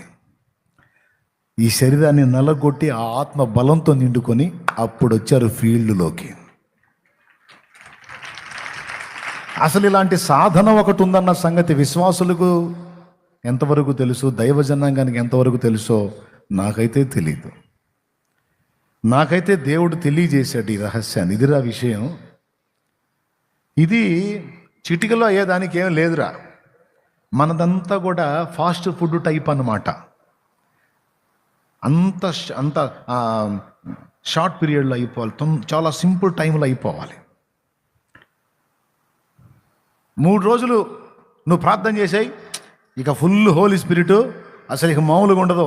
అంటే ఎట్లా చేయాలో చెప్పు, ఏం చేయాలో చెప్పు, ఏం తినాలో చెప్పు, ఎలాగ రాత్రి పగలు ఉండమన్నా ఉంటా, కానీ నాకు ఇంకా మళ్ళీ వెనక్కి చూడకుండా నాకు ఇంకా బలం కావాలి అంటే అలాంటి చిట్కాలు ఏవి లేవు. 3 రోజులు ప్రార్థన చేస్తే ఆత్మతో నింపబడుతుంది, దేవుని పనికి వచ్చే బలం. కానీ నీ ఆత్మ యందు బలం కావాలంటే అది డైలీ నువ్వు చేసుకోవలసిన సాధన. ఈ సాధననే తిమోతికి రాసిన మొదటి పత్రిక 4వ అధ్యాయం 7వ వచనంలో పౌలు తన ఆత్మీయ కుమారుడికి చెప్పాడు. ఇక అయిపోయింది, ముగింపులోకి వచ్చా, సంతోషంగా స్తోత్రం చెప్పండి. అది అపవిత్రములైన ముసలమ్మ ముచ్చట్లను విసర్జించి దేవభక్తి విషయములో నీకు నీవే సాధకము చేసుకొనుము. అద్దుగో నీకు నీవే. దేవుణ్ణి ఆత్మలో కలుసుకున్నోడు చేసే పని ఇది. ఒకడు దేవుణ్ణి ఆత్మలో కలుసుకుంటే వాని ఫోర్స్ వేరుగా ఉంటుందని చెప్పాను కదా మొదటి మాటలో. దేవుణ్ణి నిజంగా ఆత్మలో కలుసుకున్నోడు బాగా తపించేది, తెలుసుకునేది, ఆచరించేది, ప్రయాసపడేది దేనికి? శరీరమును నలగొట్టుకొనుట, ఆత్మను బలపరుచుకొనుట. కానీ మనలో ఏం జరుగుతుంది? శరీరానికి 5 పూట్ల ఫుడ్డు, పేరుకే 3 పూట్ల, పొద్దున పూట, మధ్యాహ్నం పూట, సాయంత్రం పూట 3 పూట్ల, మధ్యలో 11ంటికి 5ంటికి స్నాక్స్. ఈ శరీరానికి రోజుకు 5 పూట్ల మేపుతూ ఆత్మకు మాత్రం వారానికి 2 ఇడ్లీ పెడుతున్నారు. ఆత్మకు మాత్రం వారానికి 2 ఇడ్లీ. ఏది? చర్చికి పోయి వినే ప్రసంగం. పొరపాటును కూడా డైలీ బైబిల్ చదవరు, ప్రార్థన చెయ్యరు, శరీరాన్ని నియంత్రణలో పెట్టుకోవడానికి సాధన అనేదాన్నే పట్టించుకోరు. అన్యులను చూస్తే నాకు వాళ్ళు బెస్ట్ అనిపిస్తుంది, మనకంటే వాళ్ళు బెస్ట్ అనిపిస్తుంది. వాళ్ళు జాగారాలు చేయటం, వాళ్ళు ఉపవాసాలు ఉండటం, వాళ్ళు శరీరాన్ని నలగొట్టుకునే ప్రక్రియలో ఆ జైనులు అని ఉంటారు. వాళ్ళైతే అసలు ఇక ఏకంగా శరీరాన్ని ఒక దశలో పూర్తిగా వైనం చేసి పెట్టేస్తారు. మనల్ని అట్లా చేయమని చెప్పాల దేవుడు. మొత్తంగా వైనం చేసి సువార్త ఎక్కడ పోయి చెబుతాం? సచ్చి ఊరుకుంటాం. అందుకని దేహమునకు కావలసినంత ఆహారము, అందుకే ఎక్కువ కూడా అడగమల్లా. అనుదినము మాకు కావలసిన ఆహారము నేడు మాకు. ఎందుకంటే అప్పనంగా ఒక సంవత్సరానికి ఉందనుకో, మనం ఇంక 2వ పని చేయం, అది మేసే పని చేస్తుంటాం. దేవునికి స్తోత్రం. దాన్ని కరగదీసే పని, దానికి రకరకాల టైపుల్లో వండుకొని టేస్టీగా చేసుకొని బాగా ఈ శరీరాన్ని కొవ్వబెట్టే పని చేస్తాం మనం, ఏలి కుమారులు చేసినట్టు. కానీ అది కాదు కదా కావాల్సింది, దేహమును నలగగొట్టుకొనుట. అది ఎంత కీలకం అండి. యోహాను అదే చేశాడు, ప్రభు అదే చేశాడు. 1 కొరింథీ 9:27 పౌలేమన్నాడో చూడు. ముగింపిగా, గాలిని కొట్టినట్టు నేను పోట్లాడటలేదు గాని ఒకవేళ ఇతరులకు ప్రకటించిన తరువాత నేనే భ్రష్టుడైపోదునేమో అని, ఇతరులకు ప్రకటించిన తరువాత నేనే భ్రష్టుడనైపోదునేమో అని నా శరీరము నలగొట్టి దాన్ని లోపరుచుకొనుచున్నాను. ఏ నలగొట్టేది ఏందా? మళ్ళీ ఒక సెక్షన్ పెట్టా, అంతా దేవుడే చూసుకుంటాడంటే పోయేదిగా. అట్లా ఎట్లా కుదురుతుంది? ఆకాశ పక్షులను చూడుడి, విత్తవు, కోయవు, కొట్లలో కూర్చుకొనవు, వాటికి గరిసెలేదు, అయినను మీ పరలోకపు తండ్రి వాటిని నిత్యము పోషించుచున్నాడు. నిజమే. గూట్లో కూర్చుంటే వచ్చి మేతేస్తున్నాడా? పోయి వెతుక్కోవాలా? పెద్దగా చెప్పండి. దోణెను లోతుగా నడిపించి వలవేయమన్నాడు. ఒక మాట అలా అంటే చేపలన్నీ వచ్చి దోణెల్లో పడతాయా లేదా? అంత దమ్ము ఆయనకు ఉందా లేదా? లోతును నడిపించి వల వేయి అని, నిన్నొక పని చెయ్యి, ప్రయత్నం చెయ్యి అని నీకెందుకు పురమాయించాడు? పిచ్చోడై కాదు, నువ్వు చేయాల్సింది ఒకటి ఉందిరా, నిన్ను నిలబెట్టడానికి నేను చేసేది ఒకటి ఉంది. నువ్వు అసలు మొత్తం మానేసి ఆయనే నన్ను లాగుతాడని కూర్చొని నీ ఇష్టం వచ్చినట్టు ఊరేగితే ఎట్లా? నువ్వు నిజంగా నాలో ఉండాలనుకుంటే, నా కొరకు ఫలించాలనుకుంటే, పొందిన రక్షణలో స్థిరంగా నిలిచి ఉండాలంటే నువ్వు నన్ను కలుసుకోవటమే కాదు, నీ ఆత్మను బలపరుచుకునే దానికి నువ్వు కష్టపడాలి. ఎంతమందికి అర్థమైంది? చేతులు ఎత్తండి. రోజు తింటాం కదా, ఒక్కరోజు ఉపవాసం ఉండండి, ఇంటి మొత్తానికి అర్థమైంది, పక్కోడికి కూడా అర్థమైంది, పక్కింటోడికి కూడా. ఏంది అట్టున్నా? తినలేదా ఏంది? ఉపవాసంలే. ఏంది ఉపవాసంలే? అర్థమైందిలే నీ మొహం చూస్తేనే. ఒక్కరోజు కూడుము అనుకుంటే మన మొహం, ఒక్కరోజు నిద్రగాస్తే మన మొహం. కానీ దేవుని కొరకు మండిన భక్తులు, పరిశుద్ధులు తిండిని, నిద్రని, శరీర భోగాలని లక్ష్య పెట్టలా. వాటికి ఇవ్వాల్సినప్పుడు ఇచ్చారు, ఇవ్వాల్సినంత ఇచ్చారు. అసలు మొత్తంగా మానుకుంటే సత్తారుగా. అది చేయలే. 80, 70, 90, 100, 120 బతికి కూడా సేవ చేశారు. ముంగమూరి దేవదాసు అనే దైవజనుడు 100కు పైబడి బతికాడంట. 100 ఏళ్లకు పైబడి బ్రతికాడంట ఆయన. అంటే దేహమునకు ఎంత ఇవ్వాలో అంత, విశ్రాంతి ఎంత ఇవ్వాలో అంత, అంతగా మించి ఏది ఉండదు. ఒక దైవజనుడు అన్నాడు, దేహాన్ని ప్రియమైన గాడిద పద అని. బాడీని ఎలా చూడాలో అలా చూశారు. ప్రభు అంతే చూశాడు, యోహాన్ అంతే చూశాడు, పౌలు అంతే చూశాడు. పౌలు వ్యక్తిగతంగా నలగొట్టుకోవటమే కాకుండా దేవుడు కూడా మళ్ళా నలగొట్టే కార్యక్రమం పెట్టాడంట. ఆయనే చెప్పాడు 2 కొరింథీ 12:7, నాకు కలిగిన ప్రత్యక్షతలు బహు విశేషంగా ఉన్నందున నేను అత్యధికముగా హెచ్చిపోకుండా నిమిత్తము నాకు నలగొట్టుటకాయి నా శరీరములో ఒక ముళ్ళు ఉంచబడాను. కొంతమంది నేను బాప్తిసం పొందాను, దేవుడిని వెంబడిస్తున్నా, నాకు ఈ రోగం ఎందుకు వచ్చింది? ఏమో కంట్రోల్ చేయడానికి వచ్చిందేమో, లేకపోతే మళ్ళీ నువ్వు లోకంలో కలిసి మిడివేళంగా నడమంతరంగా ఊరేగి మొత్తానికి పోతావేమో నరకానికి.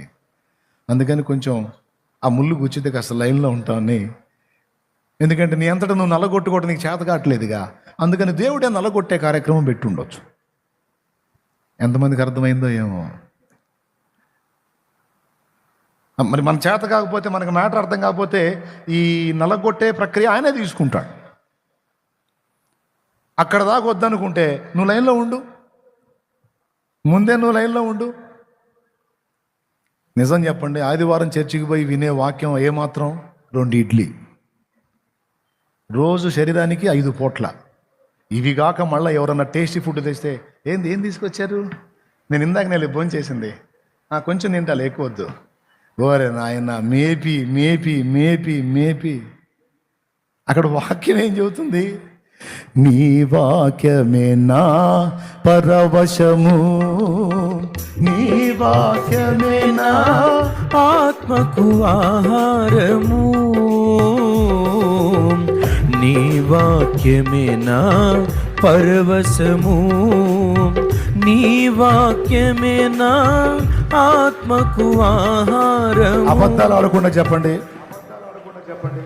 ఈ రోజుల్లో సేవకులు, విశ్వాసులు అందరిని అడుగుతున్నాను, మనకు ముందు తరాలలో ఉన్న భక్తుల్లాగా కొద్ది రోజులు సేవ చేసిన, కొద్ది రోజులు మళ్ళీ అరణ్యపు అనుభవంలోకి వెళ్ళి కాస్త శరీరాన్ని నలగొట్టుకొని, కాస్త ఆహారం తగ్గించుకొని, కాస్త నిద్ర తగ్గించుకొని.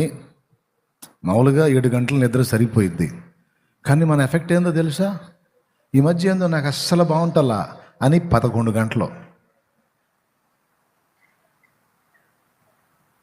చేసి అలిసిపోయా అని 15 గంటలు గురకబెట్టి నిద్ర. అట్లా కాదు గతకాలపు భక్తులు చేసింది. కొంత సేవ చేసిన మళ్ళా వెళ్ళి అరణ్యపు అనుభవంలోకి వెళ్ళి వాళ్ళు కలిసి కొంతమంది మాట్లాడుకుని, దైవజనులు మనం ఇలా గడుపుదాం వస్తారా, మనం దేవునితో ఉందాం వస్తారా, ఏకాంతంగా గడుపుదాం వస్తారా, ఏదో ప్రదేశాన్ని ఎంచుకొని అక్కడికి వెళదాం, అక్కడ కాస్త తిండిని నియంత్రించుకుందాం, నిద్రను నియంత్రించుకుందాం, కాస్త దేవునితో గడుపుదాం, ఆత్మలో బలపడదాం, ఆత్మయందు బలం తెచ్చుకుందాం అని అనుకొని ఆ విధంగా గడిపే దైవజనులు ఎంతమంది ఉన్నారు ఈ రోజుల్లో? ప్రతి ఒక్కడికి ఒక టెంకాయ దొరికింది. ఏంట టెంకాయ? అస్సలు ఇంటి మీద చెత్త లేకపోయినా జేబులో మాత్రం కంపెనీ సెల్లు. ఇక అంతే, ఆదివారం కూటంలో వాక్యం చెప్పటం, ఇంటికి రావడం, ఏం చేయమండా చికెను కానీ తీసురా తింటాం.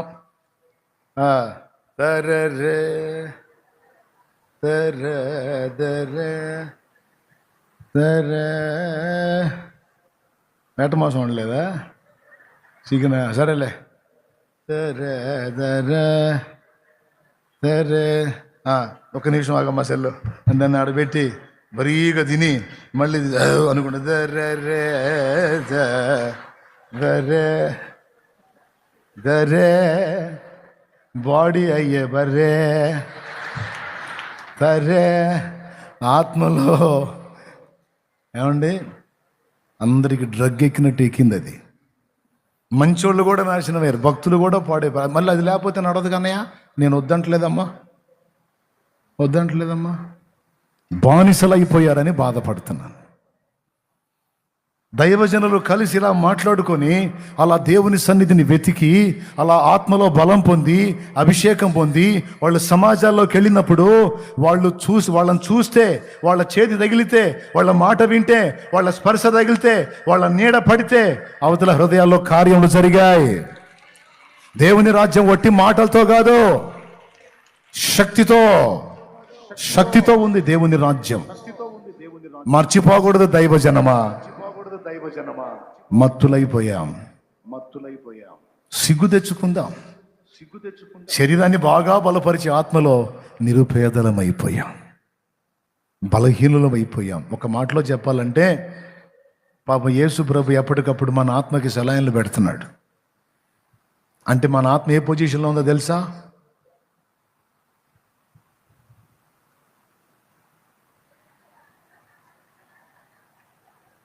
అప్పుడప్పుడు బాటిల్ ఎక్కిస్తే ఎక్కించినప్పుడు కళ్ళు తెరిచి ఎవరు బాగుండారా, నీరసం అని మాట్లాడలే, నవ్వుతున్నారు కదా. నీ ఆత్మ అలా ఉంది, మళ్ళీ శరీరం బాగుంది. నువ్వు ఆత్మలో దేవుణ్ణి కలుసుకుంటే ఈ విలువలు గుర్తుపడతావు. ఇది ఒక రోజుదా అనుదిన సాధన. దైవజనమా చెప్పు, మరి ఉందా నీకది? విశ్వాసగణమా చెప్పు, శిష్యగణమా చెప్పు, ఉందా నీకది? మరి ఎక్కడ ఉంటావు? బాప్తీసం మంది లోకంలో పడక నువ్వు ఎక్కడ పడతావు? ఎందుకంటే బాప్తీసం అయితే పొందావు కానీ ఆత్మలో బలం లేదు. శరీరమే ఇంకా నిన్ను గెలుస్తుంది. అందుకే శరీరానుసారమైన క్రియలే నీలో జరుగుతున్నాయి. నువ్వు దైవజనుడివైనా, విశ్వాసివైనా, శిష్యుడివైనా,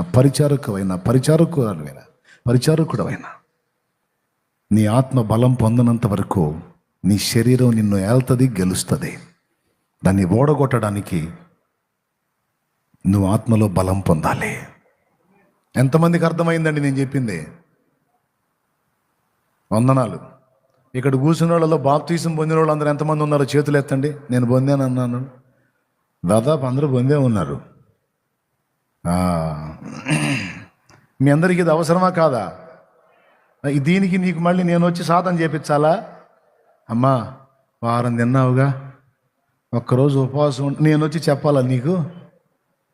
కాస్త నిద్ర, కాస్త మోకాళ్ళు అయ్యా, 10 కాగానే ఎక్కుతున్నావు పడక, 12కు పండుకున్నా లేవచ్చాయి, కాస్త మోకాళ్ళు అయ్యా నేను చెప్పాలా?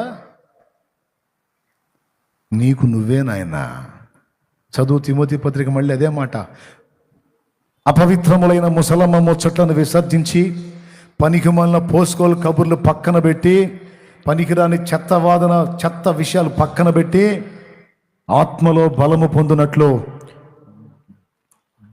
దేవభక్తి విషయంలో నీకు నీవే సాధకము చేసుకో. తిమోతి నా కుమారుడా, నేను ఎల్లప్పుడూ నీతో ఉండను నాయనా, నీకు నువ్వే సాధన చేసుకోవాలి.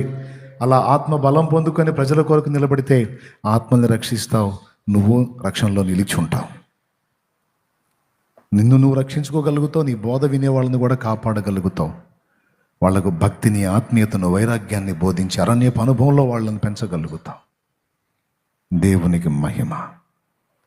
ఎంతమంది దైవజనులు అరణ్యపు అనుభవాన్ని సాధన చేస్తున్నారో నేను అడుగుతున్నాను. కనీసం నెలలో ఒక 3 రోజులు 4 రోజులు అట్లా ఏకాంతంగా. అబ్బో 3-4 రోజులు అంటే నేను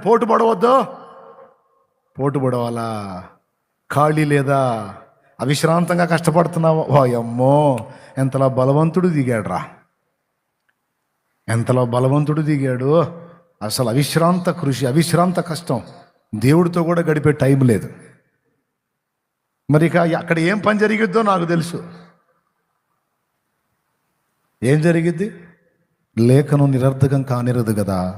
మార్కు 3:13 ఆయన కొండ ఎక్కి తనకిష్టమైన వారిని పిలువగా వారు ఆయన యొద్దకు వచ్చిరి. వారు తనతో కూడా ఉండునట్లును దయ్యములను వెళ్ళగొట్టి అధికారము గల వారై సువార్త ప్రకటించుటకును వారిలో 12 ఏర్పరచుకున్నాడు అన్నుంది.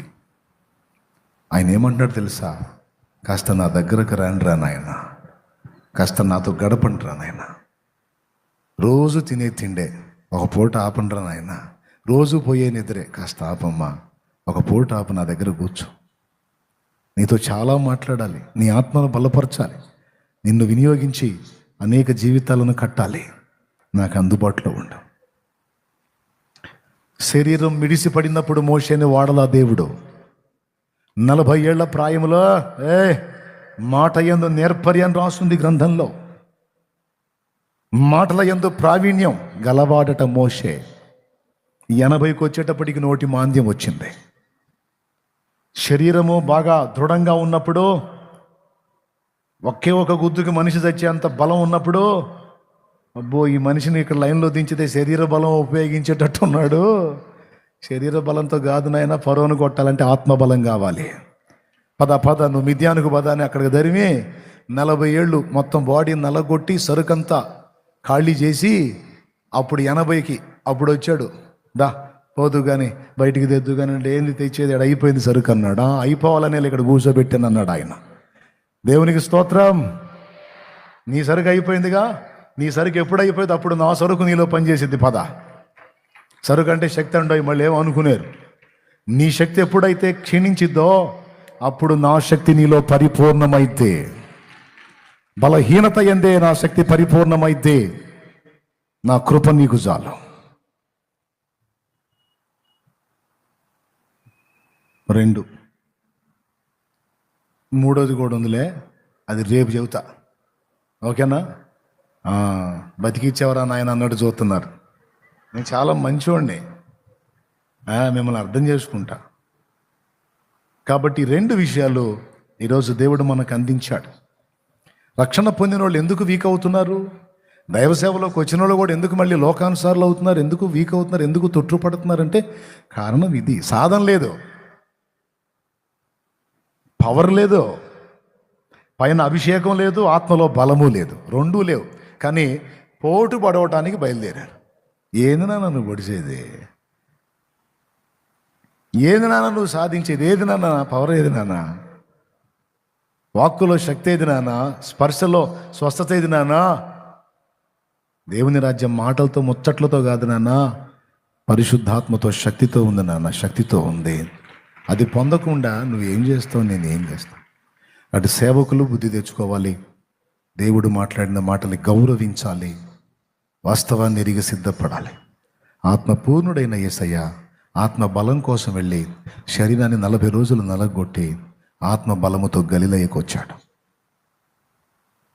ఆయనకు తెలియదు బజార్లోకి వెళ్ళలా.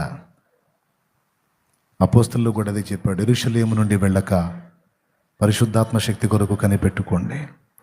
నాకు తెలిసి వాళ్ళు కూడా నాకు తెలిసి తిండి మానుకొని కూర్చున్నట్టున్నారు. కనిపెట్టుకొని ప్రార్థన చేస్తే పరిశుద్ధాత్మ శక్తితో నింపబడ్డారు, వారి ఆత్మలో కూడా బలం పొందారు.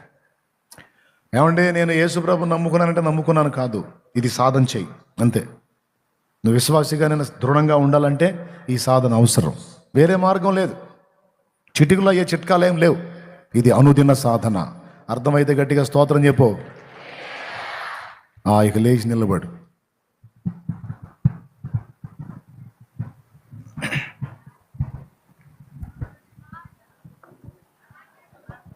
నేనేం పాడను ఇప్పుడు, నేను చెప్పినవన్నీ పోతే ముందు మర్యాద ప్రార్థన చేయండి తలలోంచి. పాటలు అని నన్ను మాయ చేస్తున్నారు మీరు. ముందు ఆత్మబలం కావాలి మనకి. రండి పైకి లేచి నిలబడండి. పాపం కొంతమంది అయితే లేవలేకపోతున్నారు, అక్కడక్కడ పట్టుకుపోయి. చూడు, ఈ శరీరానికి అంత నొప్పి తగిలితే తట్టుకోలేదు. పాపిష్టి శరీరం, పనికిమాలిన శరీరం, సోంబేరి శరీరం, సోమరి శరీరం, దిక్కుమాలిన శరీరం, పాపం నిండిన శరీరం, మనల్ని నాశనం వైపు తీసుకెళ్లే శరీరం. మళ్ళీ దీనికి ఎన్ని తిప్పలో. ఏం చేద్దామన్నా మరి ఇప్పుడు ఇంకా మా ఆత్మలం కాదు కదా, శరీరం ధరించుకొని ఉన్నాం కదా, తప్పదన్నా దీన్ని సాధన చేసుకోవాలంటే చూడు మంచిగా కాదని నేను అనను. కానీ ఈరోజు మనకి ప్రధానం ఏంటి? శరీరమే. శరీరమే ప్రధానమైంది, శరీరమే కేంద్రమైంది. అది కాదు నాన్న, ఆత్మ మన కేంద్రం. ఆత్మలో ఉన్న దేవుడు మన కేంద్రం. ఆత్మయే జీవింపజేయును కానీ శరీరం కేవలం నిష్ప్రయోజనం. లొంగ తీయాలి నువ్వు శరీరాన్ని. నువ్వు వాళ్ళని వీళ్ళని లొంగ తీయటం కాదు, నువ్వు నీ శరీరాన్ని గెలవాలి. నీ శరీరం మీద యుద్ధం ప్రకటించాలి. అడుగు, ప్రార్థన చేయి. అర్థమైతే ప్రార్థన చేయి.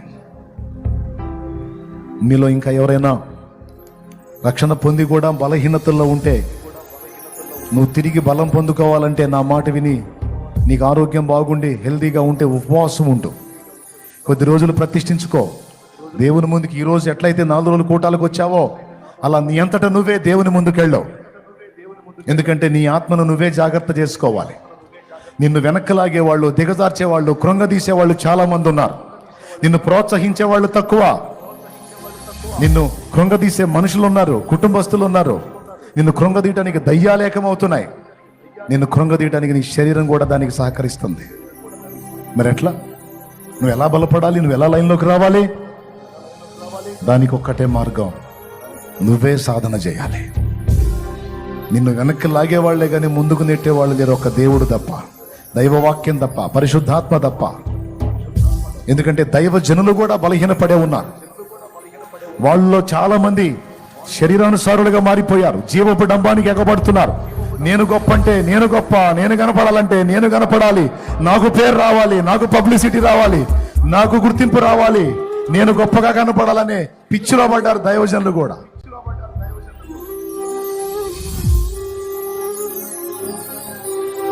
లోకములో ఉన్నదంతా శరీరాశ, నేత్రాశ, జీవపుడంబం. ఒక పక్క ప్రసంగం చేస్తానే, ఈ జీవపుడంబం, ఈ ఎక్స్పోజింగ్ మైండ్, ఎచ్చులు అనే వాటికి అందరూ చిక్కిపోయారు. పాస్టర్లే చిక్కారు, విశ్వాసులు బ్రతికే మాత్రం.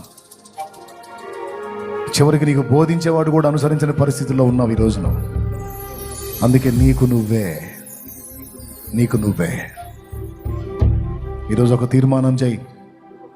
తమ్ముడా, భక్తి అంటే భక్తిగానే చేయాలి. ఒక విలువైన సమాచారం పరిశుద్ధాత్ముడు నీకు అందించాడు. తండ్రి, ఇంతవరకు నాకు ఇది తెలియదు. జస్ట్ మోకాళ్ళుని ప్రార్థన చేస్తే అభిషేకం వస్తే సరిపోయింది అనుకున్నాను, కానీ నా దేహమును నియంత్రించుకొని నా ఆత్మను బలపరుచుకోవాలని, ఆత్మ ఎందు బలం ఉండాలని ఈరోజు నాకు నేర్పించావు నాయన. నన్ను దర్శించావు నాయన. బలహీనపడిన వాళ్ళంతా ఈ ఆత్మ బలము కలిగి ఉండాలని తెలియకనే బలహీనపడ్డారయ్యా. సాధన కోల్పోయి బలహీనపడ్డారయ్యా. సాధన కోల్పోయి శక్తిహీనులయ్యారయ్యా, ఫలశూన్యులయ్యారయ్యా. మేము 2 విధాల బలము పొందినట్లు నీ పాదాల చెంతకు వచ్చి నీతో కలిసి కొనుటకు మాకు కృపనివ్వు, ప్రేరణనివ్వు, మాకు సహాయం వచ్చాయి. మాకు చాలా మా ఆత్మీయ జీవితానికి జీవితాంతం అవసరమైనటువంటి పాఠం నాకు నేర్పావు, బిడ్డలకు నేర్పావు. నీకు వందన. కనికరించి మమ్మల్ని అందరినీ బలపరచమని. ఇంకా ఎవరైతే ఉన్నారో బిడ్డలు రక్షణకు సిద్ధమై, వారందరినీ కూడా నీ కృపతో జ్ఞాపకం చేసుకొని రేపు పగటి వేళ వాళ్ళు కూడా రక్షణలోకి రావడానికి సహాయం చేయమని ఈ రాత్రి ప్రార్థన చేసుకొని, ఈ రోజు నుంచే ఆత్మ బలముతో నింపబడినట్లు, దేహమును నియంత్రించుకున్నట్లు సాధన మొదలు పెట్టడానికి మా బిడ్డలకు మాకు కృపనిమ్మని యేసునామములో ప్రార్థించి పొంది ఉన్నాం తండ్రి. ప్రవేశ రక్తమునకు జై, ప్రవేశ రక్తమునకు జై. యేసునామమునకు సంపూర్ణ విజయం కలుగునగాక. ఆమేన్. చెప్పిన సందేశం ఎంతమందికి అర్థమైందండి? మీలో చాలా మంది బాప్తిజం పొందామని చెప్పారు కదా. తరచుగా ఎందుకు బలహీన పడుతున్నామంటే రహస్యం ఇదే. శరీరమే బలంగా ఉంది కానీ ఆత్మలో బలం లేదు. ఇప్పుడు ఆత్మ బలం అవసరం నీకు. దానికి నువ్వే సాధన చేయాలి. దైవజనులకి, విశ్వాసులు మీలో ఎవరైనా మారు మనసు పొంది పాప క్షమాపణ నిమిత్తం బాప్తిస్మం పొంది యేసు ప్రభు రాజ్యంలో యుగయుగాలు ఉండాలంటే, భూమి మీద ఆయన ఇచ్చేటువంటి నెమ్మదిని స్వతంత్రించుకోవాలంటే బాప్తిస్మం తప్పనిసరి. నమ్మి బాప్తిస్మం పొందువాడు రక్షింపబడును, నమ్మని వానికి శిక్ష విధింపబడిందని ఉంది గనక నీ పాపాలన్నీ కడిగేస్తాను రమ్మని దేవుడు నిన్ను ఉచితంగా పిలుస్తున్నాడు. దేవుడు నీ కోసం ఇదంతా ఏర్పాటు చేశాడు. నువ్వు తెలుసుకొని నడుచుకోకపోతే, ఈ కోటాలు అయిపోయేలోపు ఒక మంచి నిర్ణయం నువ్వు చేయకపోతే నువ్వు లైఫ్లో చాలా నష్టపోతావు. కాబట్టి రక్షణ పొందిన వాళ్ళు ఎవరైనా మీలో ఉంటే ఇదే పిలుపు. రేపు పగటి వేళ బాప్తిస్మాలు ఇవ్వబడతాయి. సిద్ధపడండి. ఈరోజే ప్రార్థనలో గడపండి. పాపాలు ఒప్పుకోండి. నిజంగా మారు మనసు పొందండి. ఆత్మ బలం కొరకు ప్రార్థన చేయటం అనే విషయాన్ని మర్చిపోకండి. ఇక మీకు తిరుగుండదు. రేపటికి రెడీ అవ్వండి. త్వరలో యేసయ్య రాబోతున్నాడో. సిద్ధపడండి. రక్షణ పొందిన వారు రక్షణ నిలిచి ఉండండి. రక్షణ పొందని వాళ్ళు రేపు రక్షణకి సిద్ధమవ్వండి. దైవజనమా, సేవ చేతూ కానీ వెళుతూ కానీ ఆయన వాడబడదు కానీ ముందు దేవుని దగ్గరికి నడుద్దాం. దేవుని దగ్గరికి నడుద్దాం. దేవుని దగ్గరికి నడుద్దాం. దేవునితో కూర్చుందాం. దేవునితో కూర్చుందాం. దేవుని ముందు కూర్చుందాం. ఆత్మబలం పొందుతాం. యేసయ్యకే తప్పనప్పుడు నీకు నాకు తప్పిద్దాను ఆయన. యేసయ్య కంటే బలవంతుడు అను. ఆయనే దేహాన్ని నలగొట్టుకునే సాధన చేస్తే అసలు నీకు ఆ స్పర్శ లేకుండా మొద్దుబారిపోయింది. ఆత్మీయ కుష్టుపట్టినట్టుగా అయిపోయింది మన భక్తి జీవితం. సరి చూసుకుందాం. కృప మనందరికీ తోడై ఉండును గాక. ఆమేన్. వెళ్ళేటప్పుడు నిదానంగా జాగ్రత్తగా వెళ్ళండి. ఇక రేపు పగటి కూటం, నైట్ కూటం, ఎల్లుండి పగటి కూటంతో కూటాలు అయిపోతాయి, మహాకూటాలు. కనుక మిస్ అవ్వకుండా అందరూ కలవటానికి ప్రయత్నం చేయండి. ప్రయత్నం కాదు, కలవండి. ఇంకా మరికొన్ని విషయాలు నేర్చుకుందాం. మరికొన్ని సంగతులు తెలుసుకుందాం. ఓకేనా? పోగొట్టుకోవద్దు ఈ టైం. ఏ మెహర్బానీ కోసం, హెచ్చుల కోసం ఏర్పాటు చేసినవి కాదు. నిజంగా ఆత్మ రక్షణ కోసం, ఆత్మీయులైన వారికి బలాభివృద్ధి కోసం, అన్యజనుల్లో నా యేసయ్య నామ మహిమ కొరకు ఏర్పాటు చేసినవి. అది కీలకం. ఉదయకాలం అనేక మంది రక్షణలోనికి వచ్చారు. వారిని బట్టి దేవునికి స్తోత్రం. ఆ రక్షణ పొందిన వాళ్ళు ఈ సందేశం వింటే సూపరం. ఇక వాళ్ళు సాధన చేసుకుని నిలబడిపోతారు ప్రభులో. ఓకేనా? మిగిలిన వాళ్ళు కూడా రేపటికి సిద్ధపడండి. అందరికి వందనాలు. పరిచారకులను ఇబ్బంది పెట్టకుండా కోఆపరేట్ చేయండి. వాళ్ళని ప్రశంసించండి, ప్రోత్సహించండి, వాళ్ళని ఆశీర్వదించండి. ఓకేనా? రైట్. అందరికీ వందనాలు. దైవాశీస్సులు.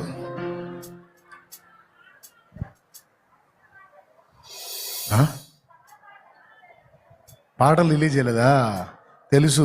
ఆ పాటలు రిలీజ్ చేసే కార్యక్రమం పెడితే ఈ ఉపదేశం ఇవ్వలేనని అవి ఆపి మ్యాటర్ చెప్పా. అంటే దాని విలువ అలాంటిది. ఇప్పుడు నేను చెప్పిన సందేశం విలువ అలాంటిది. అర్థమైనోడికి అర్థమైంది, అర్థం కానివాడికి అర్థం కాదు. కొంతమంది ఆశోదోళ్ళు ఉంటారు. సాపురా స్వామి చెప్పిందే చెప్పి సాగు తప్పుతున్నావు అనుకుంటారు కొంతమంది. నేను అట్లాంటి వాళ్ళని కూడా చూశాను కొంతమందిని. ఈ టైప్ వాళ్ళు కొంతమంది ఉంటారు, కానీ అందరూ అలా ఉండరు. ఆశోదోళ్ళు కొందరే, కానీ ఇక్కడికి వచ్చిన వాళ్ళందరూ ఆశోదోళ్ళు కాదు, ఆత్మీయులు. మీరు అలా ఉండరు, వింటారు. చెప్పే ఉపదేశం యొక్క తీవ్రత తెలుసు కనుకనే ఆ రిలీజింగ్ ఆపేసి ఈ ఉపదేశం చేశా. రేపు పగలు ఓపెన్ చేద్దాంలే, పోండి. పోయేది ఉండండి, ఇక్కడ ప్రార్థనలో గడపండి. రైట్. అందరికి వందనాలు. దైవాశీస్సులు. నడుములు లాగినా కాళ్ళు లాగినా తిట్టుకోవకండి. ఈ రోజు నుంచే సాధన మొదలైంది అనుకోండి. స్తోత్రం. వందనాలు. ఇంకేమైనా ఉన్నాయా బాబు?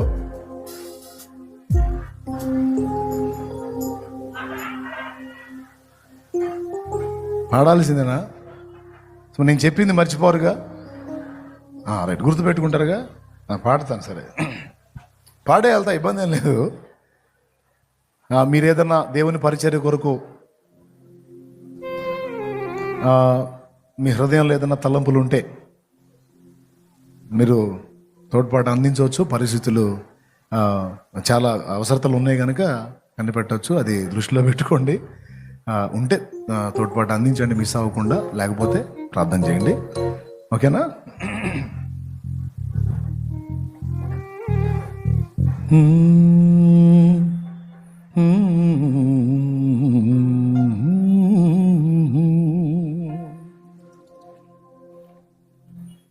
అడిగే వాటి కంటే, ఊహించే వాటి కంటే అడిగే వాటి కంటే ఊహించే వాటి కంటే అధికముగా చేయగలవు యేసయ్యా. నన్ను నడిపే సారథివి నీవేనయ్యా. అధికముగా చేయగలవు యేసయ్యా. నన్ను నడిపే సారథివి నీవేనయ్యా. అడిగే వాటి కంటే ఊహించే వాటి కంటే.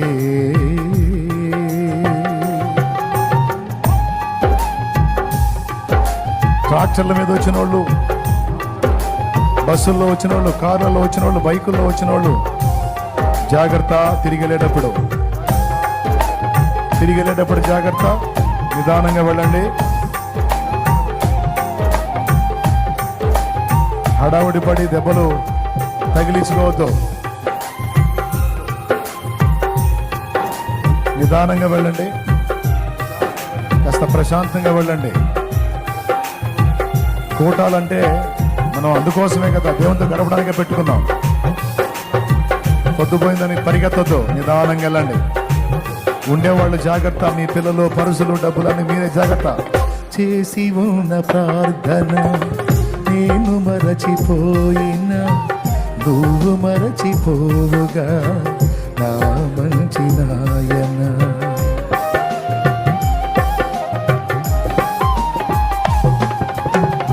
చేసి ఉన్న ప్రార్థన నేను మరచిపోయినా నువ్వు మరచిపోవుగా నా మంచి నాయన.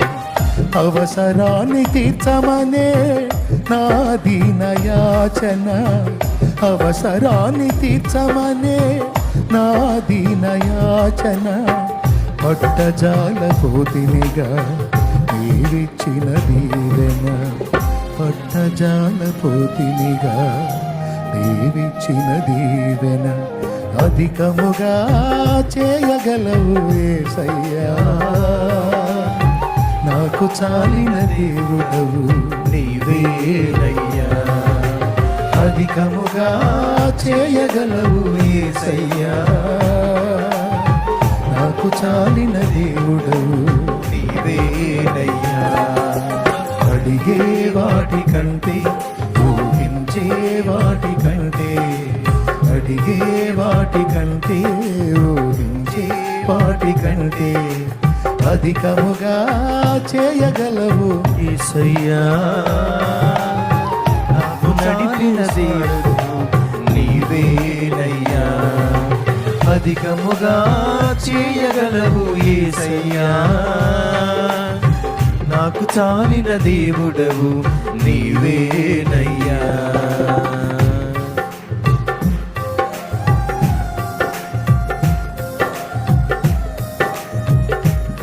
ఆర్టీసీ వాళ్ళు అనౌన్స్ చేశారు, రేపటి నుంచి 40 బస్సులు పెడతామని. మరి ఆర్టీసీ ఎండి గారు వచ్చి చెప్పి వెళ్ళారు. కాబట్టి బస్సులు లేవని బాధపడదు. ఆల్రెడీ కొన్ని నడుస్తున్నాయి. మరో 40 బస్సులు రేపు యాడ్ చేస్తామని చెప్పారు. ప్రశాంతంగా రావచ్చు, సంతోషంగా గడపవచ్చు.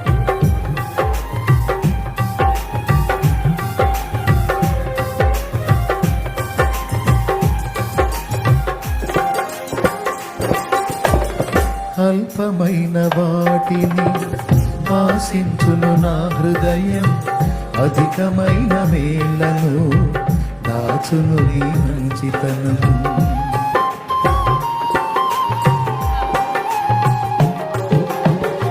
అల్పమైన వాటిని ఆశించును నా హృదయం. అధికమైన మేళ్లను దాచును నీ మంచితనం. ఏది నిన్ను కోరాలో ఎరుగదు నా వెర్రితనం. ఏది నిన్ను కోరాలో ఎరుగదు నా వెర్రితనం. ఏది నాకు కావాలో ఎంచి ఇచ్చు నీ జ్ఞానం. ఏది నాకు కావాలో ఎంచి ఇచ్చు నీ జ్ఞానం. అధికముగా చేయగలవు యేసయ్యా. నాకు చాలిన దేవుడవు నీవేనయ్యా.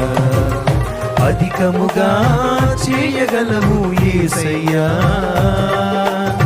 నాకు చాలిన దేవుడవు నీవేనయ్యా. అధికమేమా చేయగలవు యేసయ్యా, నాకు చాలిన